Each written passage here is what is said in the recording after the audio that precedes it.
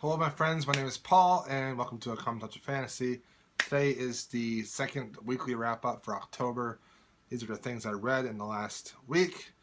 I haven't been feeling that great. Allergies plus the change in the season plus a cold just hasn't been great. But these are the things I read. Once again, you can check out the reviews for all the novels on my website at commontouchoffantasy.com, and I'll put links below to those reviews. First off, I read Severed by Scott Snyder. This is a horror graphic novel. I give this a 3 out of 5. I really like the art. The art really matches the time period the graphic novel is set. It's in the 1910s, 1920s. It's about a boy that runs away from home, and this cannibal is actually after him, and he doesn't know about it, and he's trying to find his father. He kind of knows where his father is at. His father has left him, and he's trying to find him. But this cannibal, he likes to trick boys and girls that run away from home and cannibalizes them. Yeah, it's kind of gross. I thought this would have been a little bit more imaginative. It's a pretty straightforward horror graphic novel. I liked it, but it wasn't fantastic. I gave it a 3 out of 5. And then I read Rat Queens Volume 1. This was by Curtis J. Webby. I like this.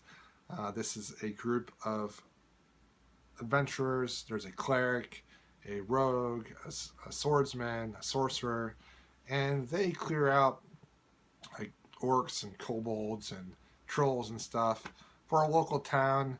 The local town really doesn't like this group of ladies. They cause a lot of trouble for the town. And it's just kind of a fun, light graphic novel. The story isn't really all that complex. Basically, the town doesn't like them, and they go and try to clear out one of his camps, and they almost get killed. And then they have to try to figure out who tried to assassinate them. It's a passing story. The humor is great. The art is fantastic. The violence was a little over the top at times, but it's basically like this D&D party that makes jokes about being a D&D party, and I kind of like that. So I gave it a 3 out of 5. I then read Ancillary Sword by Ann Leckie. This is the first novel I read.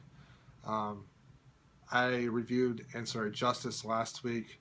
I like this one a lot more than Ancillary Justice. I gave this a 3 out of 5 as well, but it's a higher 3 out of 5. I like this one a lot more than Ancillary Justice, but I didn't really like it. Basically, Breck is now in charge of her own ship, and she has this new position in the fleet, and she is sent to this space station to find out what is going on in the space station. And there's a lot of things going on hidden at the space station and in the system in general that Breck just does not like. A lot of people are being marginalized. There are very poor people. There are people living in awful conditions. There are indentured servants.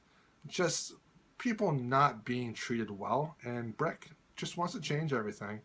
And she uses her political prowess and her manipulation skills and getting involved in the local politics of this space station and tries to figure out a way to use the circumstances happening to help the people that live on this station.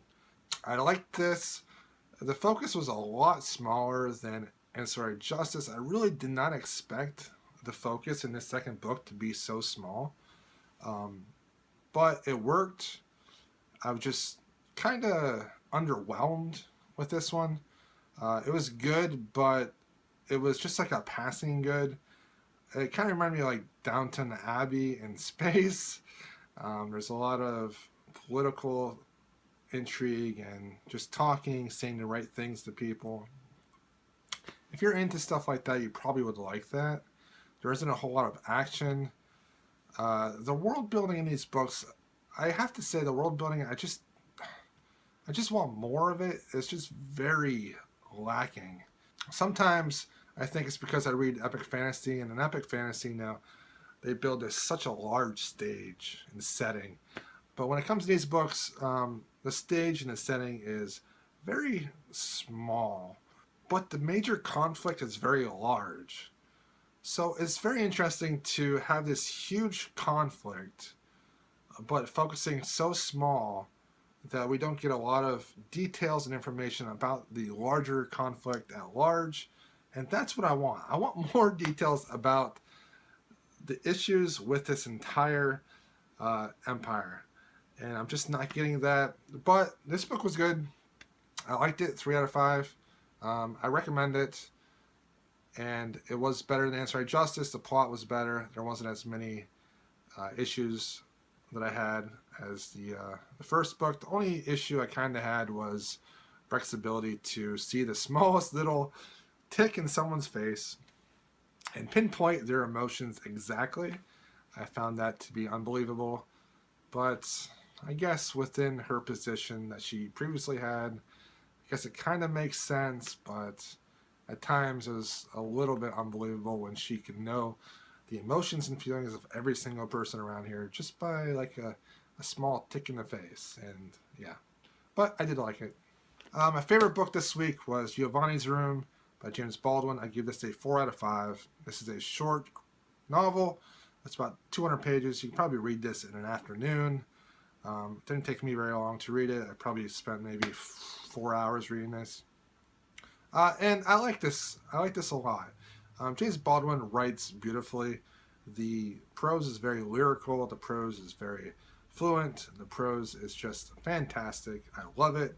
The metaphors used, the comparisons, the ability to just paint this beautiful scene. One of the better written books I've read this year. It's set in Paris. An American named David is going to France because he's trying to find himself. He struggles with his sexuality. He's either gay or bi. It's really up to the reader to interpret the book as him being gay or bisexual. In the end, it really doesn't matter. He meets a woman in France, falls in love, and they get engaged. Things are going okay, but she takes some time away from David. Her name is Hella, and she takes some time away, and she goes to visit Spain while David stays in France and Paris. While she's away, David meets Giovanni. Giovanni is basically this very handsome gay bartender at this local club, and they just have this love affair, and it's very passionate, and neither Giovanni nor David have really felt this way about anyone before, but David is scared, and then when he finds out that Hella is coming back, he has to make a decision between Hella and Giovanni, and he has to come with terms with who he is and his sexuality, and it's really the main point of the entire book. David is very ashamed with who he is. He feels very guilty. His father always told him, to act like a man, and here he is having this attraction to men, and it doesn't really add up to his worldview, and he's just having a very hard time. But he treats everyone really badly because he doesn't figure out who he is, so he takes it out on everyone else, and he just hurts everybody. And the whole theme of this book is to be accountable with who you love. Your love is powerful. If you love someone, they love you back, and you take away your love, you can destroy that person. And you have to give your whole self to people when you love someone. You can't hold back. You can't be ashamed of who you are. You can't hide who you are. You have to be open and honest. And David just doesn't do that. He struggles with who he is. And it's really sad. It's heartbreaking at times, but it's so beautifully written. I love the way it was written. And it was a fantastic read. I gave it a 4 out of 5. So those are the things I read in the last week. Hope you enjoyed the video. If you want a more in-depth review of the novels I read, there will be links below for the written review.